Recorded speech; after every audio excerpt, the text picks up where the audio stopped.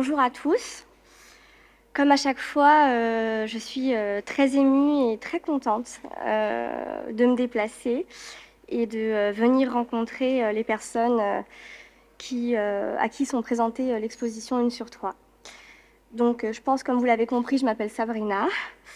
Je vous laisserai constater tout à l'heure que je suis l'une des protagonistes de l'exposition. Et je vous laisserai comprendre par vous-même quelques bribes de mon parcours au travers justement des images qui sont exposées et des textes qui ont été écrits.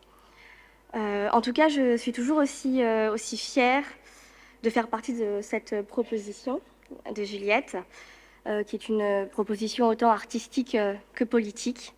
Et je suis surtout très contente de l'accompagner au gré des pérégrinations de ce projet.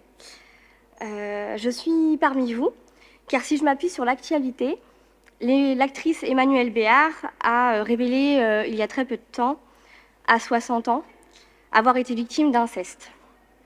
Toujours très émue par de telles révélations, étant moi-même concernée par ce malheureux fléau, je ressens surtout une réelle tristesse et une grande colère, aussi face à cette réalité. Le silence consume des milliers et des milliers de personnes, des milliers de victimes, au quotidien. Rendez-vous compte, dans son cas, il lui a fallu 45 ans pour oser parler ou peut-être exploser. Exploser non pour nous montrer sa libération, mais bien pour dire sa douleur, tellement celle-ci a été tue, tellement celle-ci a été orchestrée par ceux qui agressent. Alors aujourd'hui, je me tiens devant vous pour cette raison, car la libération de la parole, la nôtre, celle des victimes, est l'affaire de tous. Elle doit être portée par tous, encore plus celle des professionnels qui croiseront forcément, à un moment ou à un autre, la route des victimes de violences sexuelles. À mon sens, cette libération est le seul moyen dont nous disposons pour reprendre notre vie en main et retrouver notre joie de vivre, pour nous et aussi pour être avec les autres.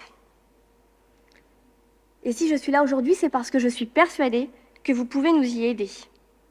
Je m'adresse donc à vous avec l'espoir qu'en tant que futur magistrat, vous gardiez une attention constante envers les enfants bruyants ou ceux silencieux, qui tentent de dire leur désespoir, de croire et d'accompagner les adultes, femmes ou hommes, qui vous demandent votre aide après avoir vécu l'impensable. Car en effet, le viol, l'inceste, les agressions ne restent à ce jour indicibles que par tabou.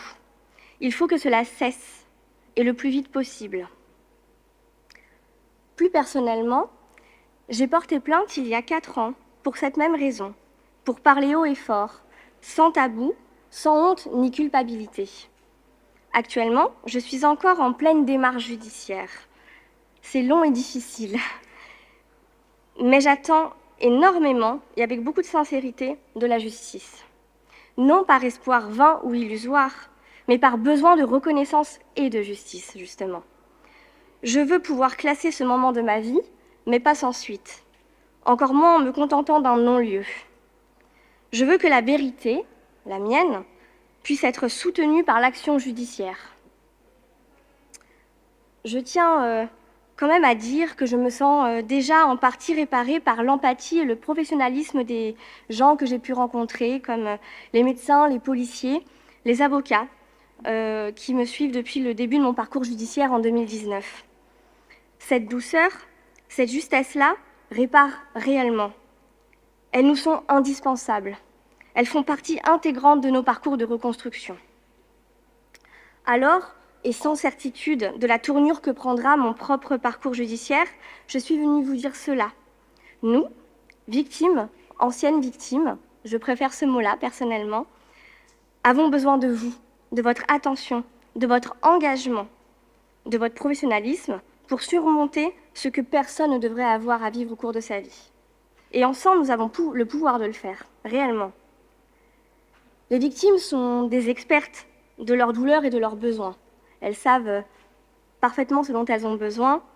Et même si je ne vais pas vous assommer avec ça, j'ai quelques idées au passage. Beaucoup de choses restent à faire. Beaucoup de choses peuvent être mises en place en termes d'accompagnement judiciaire, médical et thérapeutique. Mais de réelles solutions existent. Il est donc important que chacun, de sa place, de la vôtre, vous puissiez participer à une meilleure prise en charge des violences sexuelles. J'espère alors que ces quelques mots pourront résonner et cheminer en vous. Je vous remercie de votre attention et avec Juliette, on se tient vraiment à votre disposition juste après si vous avez envie d'échanger, si vous avez des questions. Nous, ça nous fait toujours plaisir en fait de pouvoir discuter et de pouvoir peut-être soit recueillir des émotions, des questions, quoi que ce soit. Voilà, je vous remercie beaucoup.